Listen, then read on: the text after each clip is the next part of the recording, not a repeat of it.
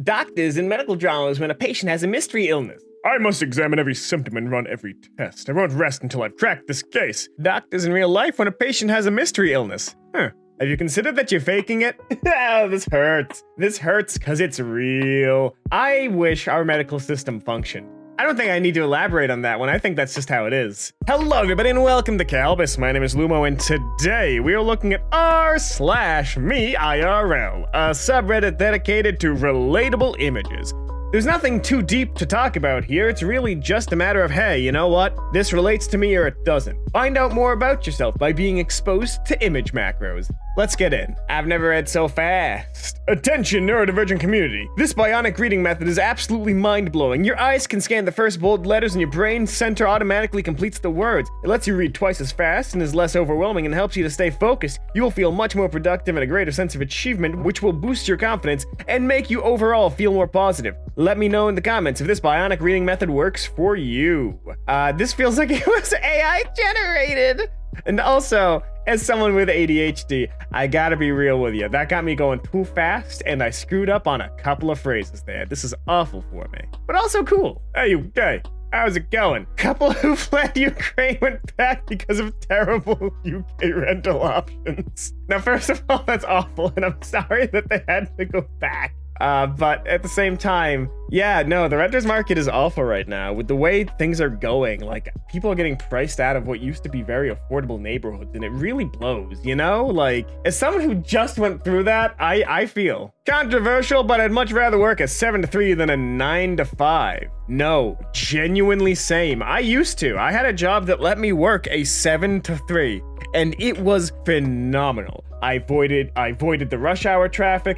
I avoided a lot of the lunch rush because I was getting lunch around like 11. I got a lot of work done because it was during my most productive hours of the day, which is like 7 to 11. It was great. You know what else is great? Subscribing to the channel, leaving a like, sharing with a friend, and telling them, hey, check this out. These guys are some goofy goobas. All of these things help us make more videos for you, which is great because we like making them for you. So help us help you, help us help you, and let's keep going. My husband gives people the thumbs down instead of flicking them off in the car. He reports that the thumbs down makes people even more mad. Oh my god, I have the worst road rage and I never know how to express it in a way that isn't going to make things worse for everyone. But I do love the Roman execution style at the Colosseum where you just thumbs down. I like that. That's very good. I simply do not understand how it is humanly possible to stay on top of exercising, eating, and cleaning, and washing, and admin, and work, and keeping and contacting people whilst also having time to sleep and rest. How are the rest of you people doing this? I wake up at 5. I'm trading 2 hours of sleep so I have time to socialize, do Kalbus, clean, work out, and it doesn't always work, but it works pretty well. You just gotta find the tricks that work for you. Meal prep helped me.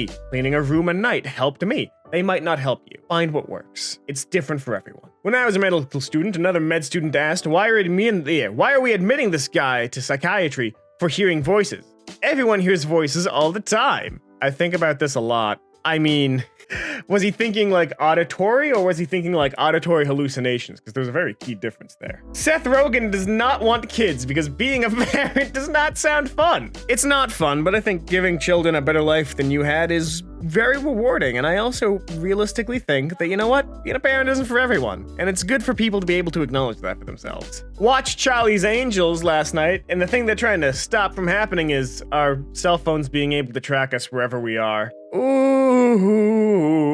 We don't live in a surveillance state. We live in a marketing age, and I think that is arguably worse. Kids who grew up academically gifted are now anxious adults who have thousands of abandoned hobbies and spiral into self-hate whenever they make basic mistakes, or they are not. There is no in-between. This is real. As a former gifted student to exceedingly, burnt out individual, this is real. It puts a lot of pressure on kids during times when they should just be focusing on being kids. I was 10 when my teacher asked us to write a short story about our best friend. I looked at mine and smiled, and then I wrote everything I knew about him. Once we were done, our teacher asked for volunteers to read our story out loud. My best friend went first. I was not his story. Truly a modern tragedy, the likes of which has not been recreated in cinema since. Thanks, guys, for your help. What does bi-monthly mean?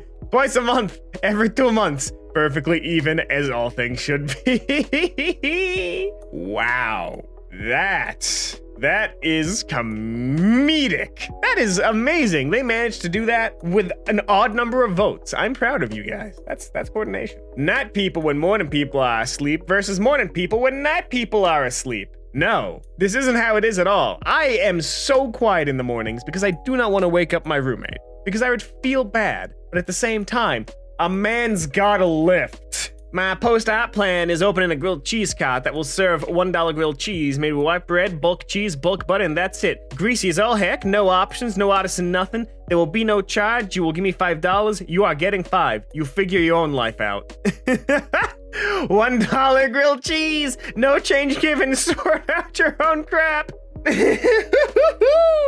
This is amazing. This is so good. 8 years ago, I entered the local library cards contest design, 8 years ago, I entered the local library's library card design contest, not knowing it was for children, and absolutely dominated. Then they made me accept the award at City Hall with the kids I beat. That's so... Every time I see this, something in me just lights up. One time when I was 17, my card got declined on a McFlurry. We just bought our first house at the age of 17 and 16. So proud of how hard we worked to get it these last few years. YouTuber moments. Also, the top comment really does summarize like what it feels like watching all the home buying shows. I trade derivatives on rare Pokemon cards. She sells her clipped toenails weekly on eBay and runs a foot fetish OnlyFans. Our budget is $2 million. Oh my god. I fold napkins for a living and she's a freelance volunteer. Our budget is $3,500,000. Like, come on.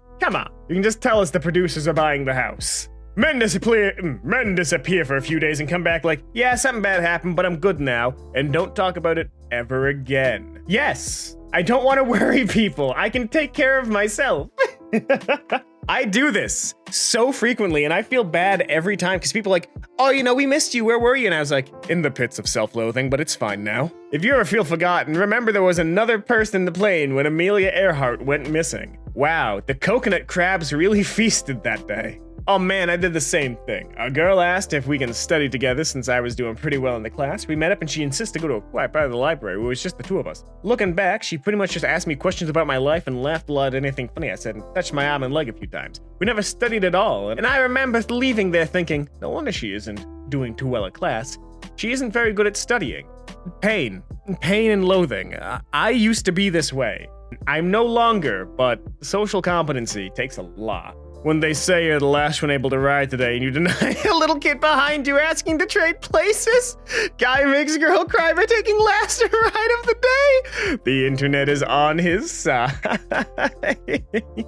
That's a really, really dumb line system. You should be able to just stop the queue before it gets to that point. If there are 10 people in line, you should do 10 more rides. But that's just me, always doing the extra mile. Okay, serious question. What is this for? This is for my mom to dramatically grab when I'm going 26 and a 25. I actually do believe it is to be used in case of a crash, if I remember correctly, because then if the car rolls, you have something to hold on to, even though you should be buckled in. But in most cases, it is used to hang clothing.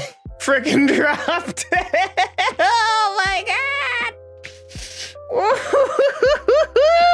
You versus the guy she warned you about. Oh my god. I'm sorry for your art, but I think you've made something far more powerful. And that's all the time we have here today on Kalbus. If you like this, make sure to subscribe, leave a like, and maybe share this with a friend who could use a reminder that, much like the sculpture, they were dropped on their face when they were still soft and young. If you don't want more r/MeIRL, there'll be another one popping up on your screen in just a couple of seconds, but until then, my name has been Lumo, and I hope to see you in the very next Kalbus video. Have a great rest of your day.